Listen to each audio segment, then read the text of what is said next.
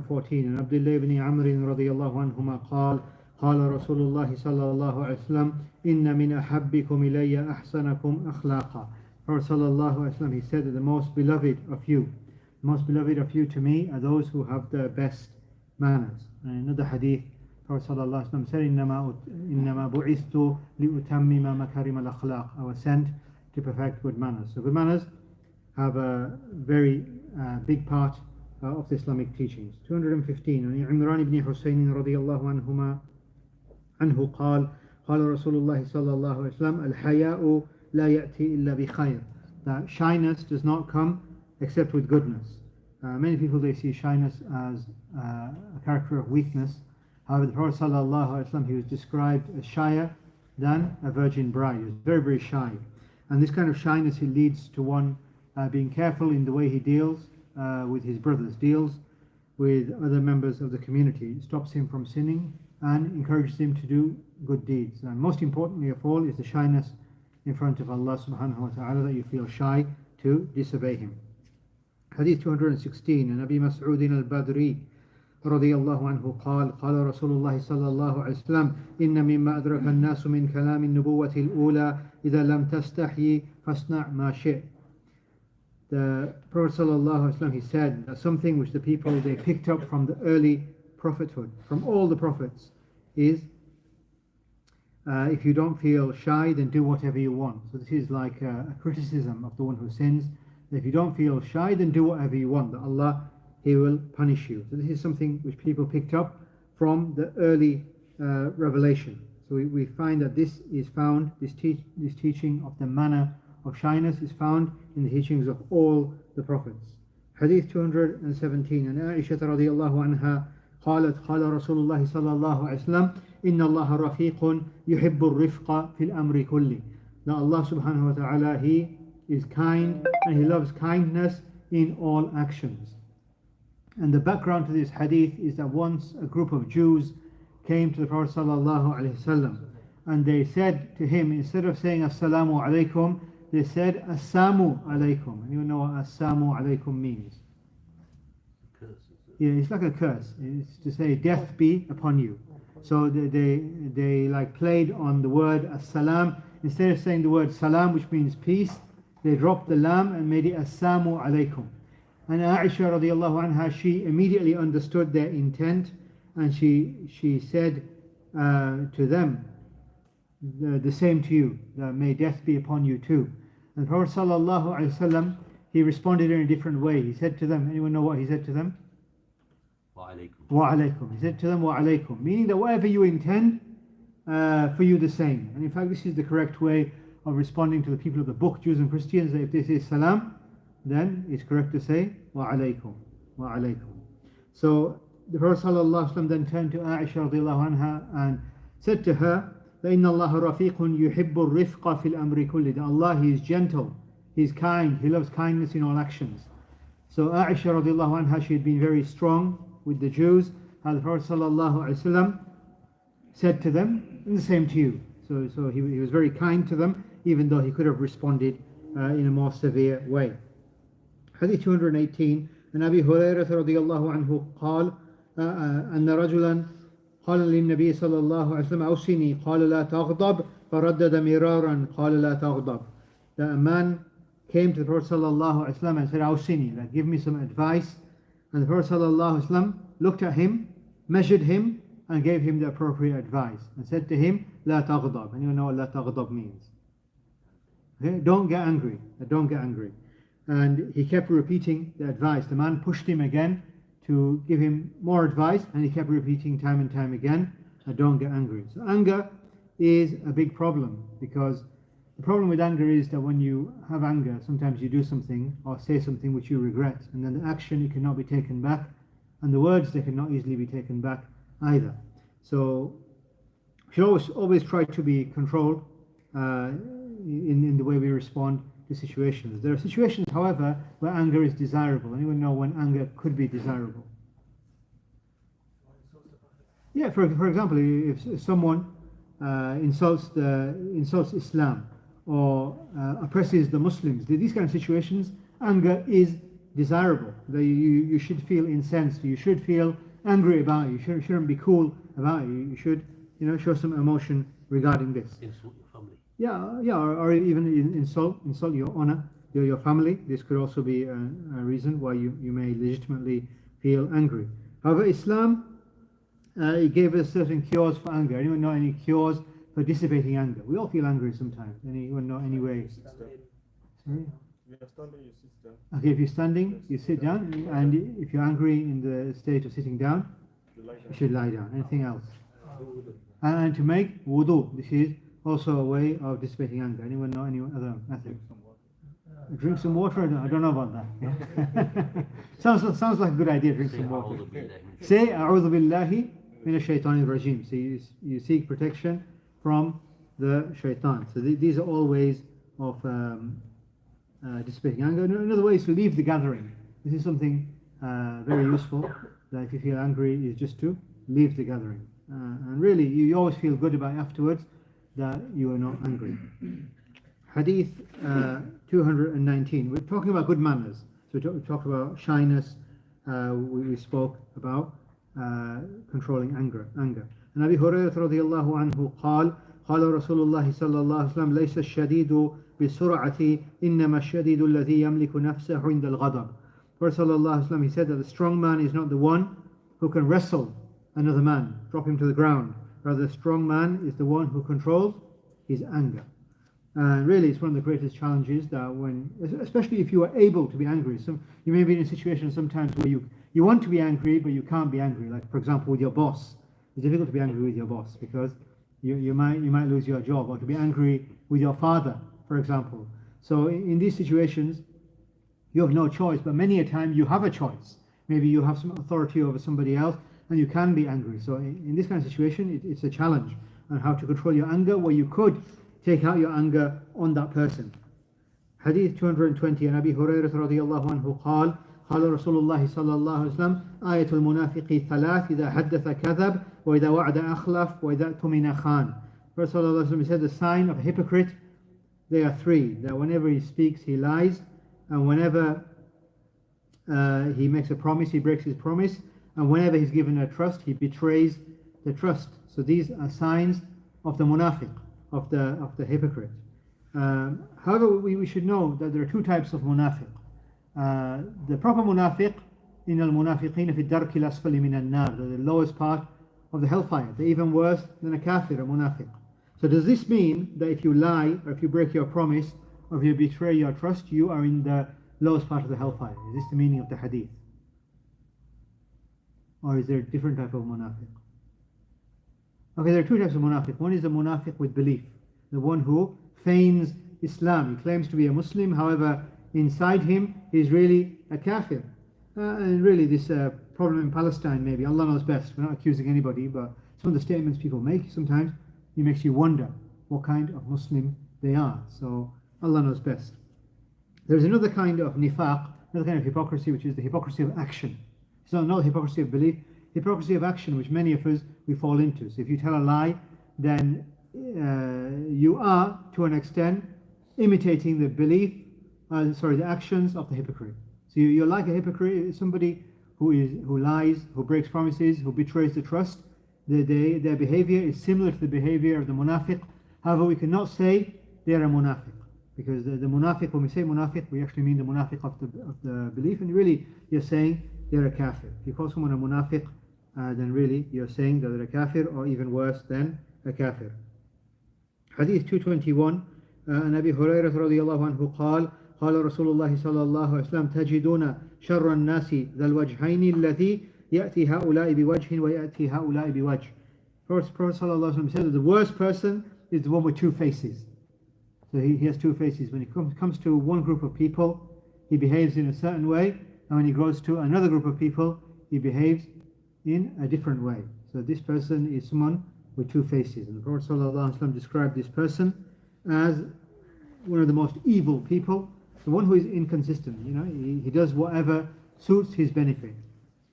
Hadith 223, and Aisha radiyallahu anha قالت قال رسول الله صلى الله عليه وسلم إن شر الناس عند الله منزلة يوم القيامة من تركه الناس اتقاء شره. Prophet ﷺ, he said that the worst person in the sight of Allah on the Day of Judgment is the person who the people, they left him fearing his evil. Fearing his evil. Now, maybe there's someone you know, you keep away from them. Why? Because they will harm you. They will harm you. And this person, because you left him, because people leave him, in the sight of Allah, he is one of the worst of the people. He may even be a Muslim, but you fear his harm. His harm is more than his good, so you keep your distance from him. Hadith 223, all these hadith are regarding good manners. And Abi Sa'id al-Khudri radiyallahu anhu قال أن النبي صلى الله عليه وسلم قال أعطوا الطريق حقه قالوا وما حق الطريق يا رسول الله قال غض البصر وكف الأذى ورد السلام والأمر بالمعروف ونهي عن المنكر. Prophet ﷺ said to the Sahaba, said to the companions, that if you sit in the path, maybe you find nowhere to sit other than in the passage or in a public place where people they're passing. You can sit in a public place. However, there are 4 conditions to sitting in a public place. The first condition is that you must lower your gaze. Why should you lower your gaze? Why should you lower your gaze in a public place? So you don't see the haram. So, you're not staring at the women. If you see something haram, say, غض البصر. قل للمؤمنين يغضوا من أبصارهم. They tell the believers to lower their gaze. Looks like no one's heard of غض البصر before. Okay, lowering the gaze. Okay, it's a big part because the nur of Allah. Okay, the nur of Allah, light of Allah in your heart. If somebody lets their gaze loose, then this light of Allah, you will not find it in your heart. You will not find the halawat al-iman. And this is a problem now with the internet and pornography. It's become widespread, and only the person can protect himself, whoever Allah has mercy on. It's become so common now. It's like not even surprising if somebody says that, well, they watch pornography. It's like, okay, it's not a big deal. However, it corrupts the heart. It corrupts the heart, and your taqwa, it will affect your taqwa. So really, it's a good barometer of iman that you can lower your gaze. Lower your gaze. Second right of sitting in the path is وَكَفُّ الْأَذَى, that you don't hurt people, whether you're mocking them or backbiting them or physically harming them. When people pass by you might see things, you might, laugh at people. So كَفُّ الْأَذَى, that don't harm the people. You're sitting in a public place, don't harm them. You can sit there, lower your gaze, don't harm them. And the third one is رَدُّ السَّلَامِ, that return the salam. That if they say salam to you, then you should return the salam with the same or even better. وَإِذَا حُيِّيتُم بِتَحِيَّةٍ فَحَيُّوا بِأَحْسَنِ مِنْهَا أَوْ رُدُّوهَا, that if you are greeted with the salam, then say the same or better. The fourth condition of sitting in a public place or in a path is الأمر بالمعروف والنهي عن المنكر. Anyone know what this is? الأمر بالمعروف والنهي عن المنكر. What is this? Enjoying the good and forbidding the evil. So if you see somebody who is doing something wrong, then you try to advise them. If you see that somebody should be doing something, then you should advise them as well. So these are all good manners which we should try to implement. Bab Fada'il al-Qur'an, the chapter of the excellence of the Qur'an. Hadith 224, and Uthman ibn Affan. Anyone heard of Uthman ibn Affan radiyallahu anhu before? Who is he? Okay, if you don't know, you have to come to IB on Saturday, inshallah. Okay, who is Uthman? The third Khalifa. Okay, so he's narrating this hadith. And Uthman ibn Affan radiyallahu anhu قال رسول الله صلى الله عليه وسلم. So he heard the Prophet sallallahu alaihi wasallam say this: خيركم من تعلم القرآن وعلمه. That the best of you is the one who learns the Quran and then teaches the Quran. This is the best thing to do, to learn the Quran, and then if you're able to, if you're qualified, then you should try to impart this knowledge. And the ulama, they describe teaching knowledge as giving the zakat on the knowledge. Just like you have to give zakat on money, teaching what you know is like giving zakat on your knowledge. So this is one of the excellent things to do, is to teach people the Quran after learning the Quran. Does this mean reciting or the meaning or both? Yeah, I think it covers everything. It covers the lafz, which is the actual tajweed and the hifz, and also the ma'na, which is the tadabbur, reflecting on the Quran, meaning. In fact, it does cover this. The Shaykh, he mentions this in the explanation. Hadith 225, and Abdullah ibn Umar radiyallahu anhuma. Who is Abdullah ibn Umar? Anyone know who Abdullah ibn Umar is? He's the narrator of the hadith. He's a rawi. Who is Abdullah ibn Umar? Son of Umar. The son of Umar. Who is Umar? Okay, you should have come to the last session. Okay, it's Umar ibn Khattab. His son is called Abdullah. So, Abdullah, the son of Umar.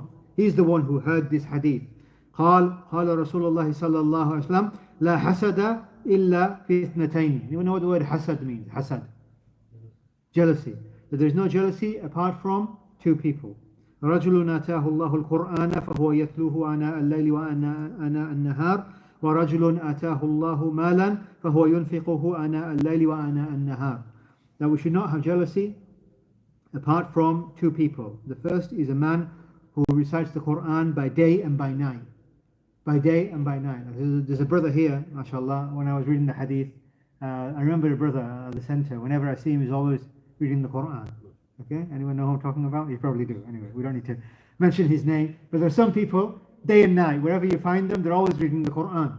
And so this is something very praiseworthy. The Qur'an isn't just for masjid, or just for dars, or just for Ramadan. The Qur'an is always, for all times, always going through the Qur'an. وَرَجُلٌ أَتَاهُ اللَّهُ مَالًا فَهُوَ يُنْفِقُهُ آنَاءَ اللَّيْلِ وَآنَاءَ النَّهَارِ. Another man who Allah gave him wealth, and he's always spending the wealth, whether it's in day or in the night, meaning in private, in public, he's always looking for opportunities to invest his wealth in that which will help him on the day of judgment. So it says that there's no jealousy. However, we should know that jealousy is of two types. There's one type of jealousy which is dispraiseworthy, or something which is bad.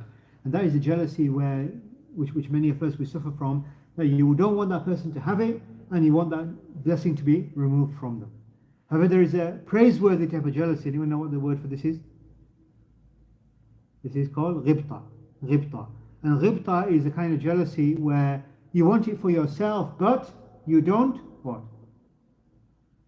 You don't want it to be removed from that other person. Okay, so when I see someone reciting the Qur'an, I don't feel jealousy towards him, I feel ghibta. I don't want him to stop reciting the Qur'an, to forget the Qur'an, or to have a bad voice. Rather, I wish to have it for myself, but I don't wish to deprive my brother of it. So this is called ghibta.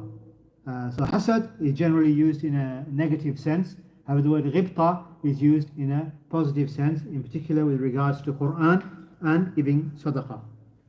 Hadith 226, and Aisha radiyallahu anha قالت قال رسول الله صلى الله عليه وسلم مثل الذي يقرأ القرآن وهو حافظ له مع السفرة الكرام البررة مثل الذي يقرأ وهو يتعاهده وهو عليه شديد فله أجران.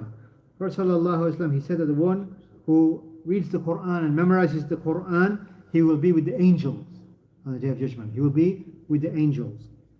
As for the one who reads the Quran and tries to keep up with the Quran and finds it difficult, then that person will have two rewards. So somebody who struggles, like many of us, we're non-Arabs, so maybe we struggle or we make mistakes. However, we still get a reward. Of course, the one who is very proficient, he gets a greater reward. He will be with the angels. However, the one who struggles, he'll get two rewards. Anyone can think why you get two rewards? What are the two rewards for? Exactly, yeah. One for the recitation and one for having the sabr, having the muthabara. Going through that struggle, not giving up just because you struggle. So this really hadith is very good for us as non-Arabs. It gives us the encouragement that inshallah there is a reward for everybody. Hadith 227, and Abi Musa al-Ash'ari radiyallahu anhu قال قال رسول الله صلى الله عليه وسلم تعاهدوا القرآن فوالذي نفسي بيده لهو أشد تفشيا من الإبل في عقلها. Prophet sallallahu alaihi wasallam, he said that look after the Quran or guard the Quran as by the one whose hand my soul is in, meaning the hand of Allah. لهو أشد تفشيا من الإبل في عقلها. That the Quran, it will leave your chest faster than a camel. If you untie a camel, the camel will run away. And similarly with the Quran, if somebody memorized Quran and left the Quran, then they will forget the Quran very quickly. You ever know this? So I always say this, it's better to memorize a small amount and memorize it properly than to memorize a large amount and not keep on top of it, correct? So it's a shame really, put so much effort into memorizing the Qur'an and then you forget the Qur'an. So Qur'an requires ta'ahud. Ta'ahud is you're always reviewing it. This is why brothers, mashallah, who Allah blessed with memorization of the Qur'an, they really need to go through a juz every day. It becomes a part of their routine to make sure they don't forget. There's a lot of mutashabihat, a lot of similar parts of the Qur'an. However, this is the nature of the Qur'an. The Qur'an, it will leave you if you don't. So even for people like ourselves who have memorized less in the full Qur'an, we should try to go through it as much as we can. Try to listen in the car, listen as much as you can to keep on top of the Qur'an, because many people, they claim to have memorized, however in fact they've forgotten. Hadith 228, and Abi Hurairah radiyallahu anhu قال رسول الله صلى الله عليه وسلم ليس منا لم يتغنى بالقرآن. Prophet sallallahu alaihi wasallam said, he is not from us. He's not from us the one who did not sing with the Qur'an. What does it mean by sing with the Qur'an? What do you mean by sing? Taghanna. To read with tajweed and tartil. So we should try to beautify our voice. The Qur'an should not be read like a book. Like I'm reading Arabic now, مثل الذي يقرأ القرآن. That's not the way يقول هو الله أحد الله الصمد. Rather, you should try your best to implement the tajweed to the best of your ability, and the tartil, the melodious nature. The Prophet ﷺ, he made a serious statement and said, "Laysa minna," meaning he's not from us. Meaning that it's like criticizing somebody who read the Quran just like it was a normal book. Rather, you should make an attempt to the best of your ability to recite the Quran instead of just reading the Quran. 229, and Abi Hurairah radiyallahu anhu قال رسول الله صلى الله عليه وسلم ما أذن الله لشيء ما أذن لنبي حسن الصوت بالقرآن يجهر به. That Allah subhanahu wa ta'ala, he listens to the voice, the beautiful voice of a prophet who is reading the Quran and reads it loudly. So the prophets, they would read the Quran. So the problem here is, what do we mean by Quran? Did Prophet Isa alayhi salam read the Quran? Did he read the Quran? Yes or no? How did he read the Quran? I thought the Quran was the book which came to the Prophet Muhammad sallallahu alaihi wasallam, which was 600 years after Isa alayhi salam. So how did he read the Quran? Yeah, you're right, yeah. Well, what the meaning of the word Quran in this hadith, as the Shaykh explains in the book, he says the meaning is the words of Allah. The words of Allah. So other scriptures like the Injil, or the Tawrat, or the Zabur, or the Suhuf Ibrahim or Musa, these were also Kalamullah. This was also the speech of Allah. However, of course, these books, they were lost or they were corrupted and they're no longer with us. However, the prophets, whenever they recited their books, they would recite in a very melodious way. One of the prophets, he would recite and the mountains would recite with him, make tasbih with him. Anyone know which prophet? Dawood alayhi salam. Dawood alayhi salam. He was blessed with a very beautiful voice. So again, the hadith is encouragement that when you read the Quran, do your best to read the Quran melodiously. Hadith 230, and Abi Mas'ud al-Badri radiyallahu anhu قال رسول الله صلى الله عليه وسلم من قرأ بالآيتين من آخر سورة البقرة في ليلة كفتاه.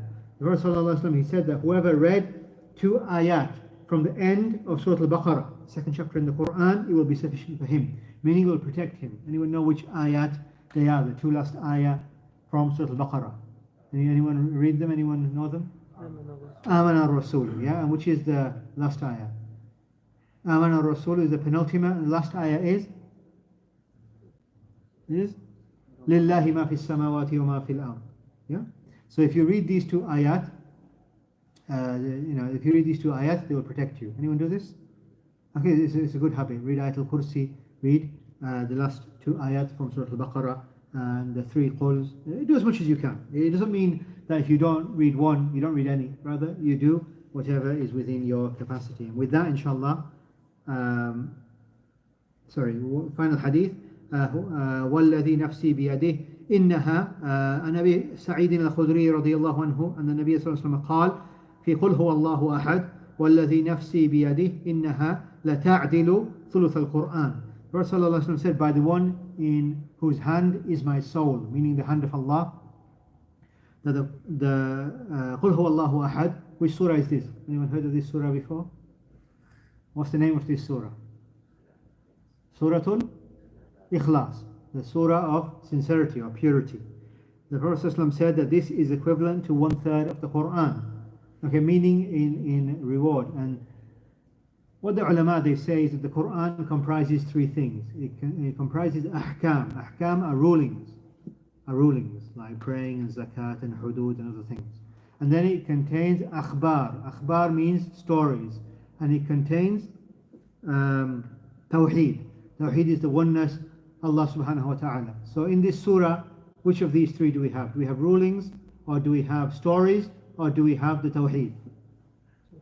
We have the tawheed. We have the tawheed of Allah subhanahu wa ta'ala. And for this reason, قُلْ هُوَ اللَّهُ أَحَدٌ is equivalent to reading